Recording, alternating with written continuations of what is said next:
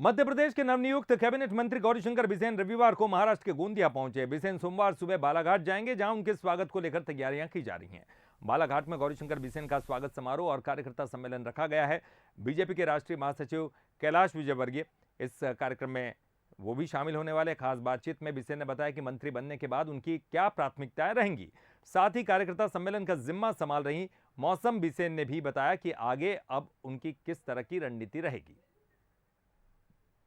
मध्य प्रदेश शासन में हाल ही में कैबिनेट मंत्री बने गौरीशंकर बिसेन गोंदिया पहुंच चुके हैं।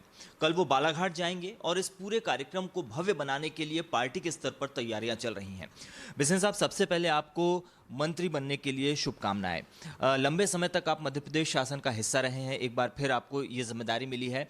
इस अल्प अवधि के लिए आपकी क्या प्राथमिकताओं का प्रश्न है। प्राथमिकताएं हमारी राज्य का चौमुखी विकास,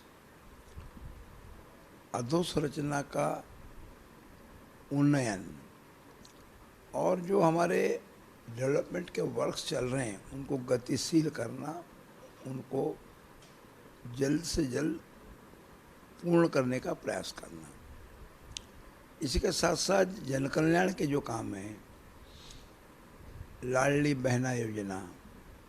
अब लाडली बहना योजना में पिछले दिनों तक 1,36,00,000 से अधिक बहनों का पंजीयन के बाद पात्रता में उनकी गणना हो चुकी है और लाडली बहनों को 1209 करोड़ की 3 किस्तें, जब उनकी संख्या लगभग 1.25 करोड़ हुई थी, उनके खातों में दी जा चुकी है। अब जो नए 21 साल से अधिक उम्र की बहनें, वे बहनें जिनके ट्रैक्टर थे और किसी कारण से उनका पात्रता में नहीं आई, उन सबको भी इस माह से पैसे, उनके सम्मान निधि मिलना है। 3 साल का लंबा इंतजार रहा, जब आपके कार्यकर्ता इंतजार करते रहे कि आप कब मंत्रिमंडल में शामिल होंगे, और हमने हाल ही में देखा कि बालाघाट से लेकर भोपाल तक आपके कार्यकर्ता बिल्कुल डटे रहे।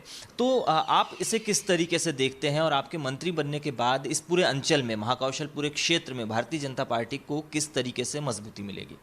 जहाँ तक मेरा प्रश्न है, माननीय शिवराज सिंह जी चौहान, हमारे माननीय मुख्यमंत्री जी ने, हमारे प्रदेश के अध्यक्ष माननीय BD शर्मा जी ने, हमारे केंद्रीय नेतृत्व ने हमें इससे भी महत्वपूर्ण काम दिया था। गौली प्रकरण, गौरीशंकर बिसेन आयोग के जिम्मे था, तो वो मुझे लगता है मंत्रिपरिषद से बड़ा काम था। अभी फिलहाल हम गोंदिया में हैं, यहाँ से कल बालाघाट आपका काफिला जाएगा और कार्यकर्ता सम्मेलन की भी तैयारी है, जिसका मोर्चा संभाला है बालाघाट विधानसभा की युवा नेत्री मौसम बिसेन ने। मौसम जी, किस तरीके की अब आपकी आगे की रणनीति है, क्या तैयारियां हैं? देखिए, हम सब जानते हैं चुनाव का शंखनाद हो चुका है और विजय संकल्प के लिए प्रत्येक भारतीय जनता पार्टी का कार्यकर्ता इस रणभूमि में कूद पड़ा है।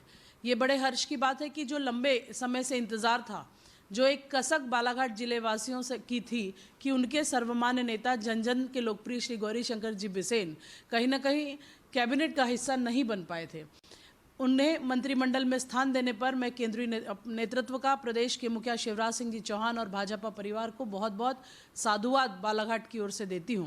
चलिए, बिल्कुल एक बड़ी उपलब्धि है। बालाघाट जिले के खाते में, महाकौशल के खाते में इस अंचल से अब 2 मंत्री हो गए हैं, यानी प्रतिनिधित्व बढ़ा है और अब इलेक्शन के मोड में बीजेपी जा चुकी है। तो अब तैयारियां हैं कार्यकर्ताओं के मार्फत जनता के दिलों में दस्तक देने की। कैमरामैन शंकर बागड़े के साथ निशांत बिसेन, बंसल न्यूज़, गोंदिया।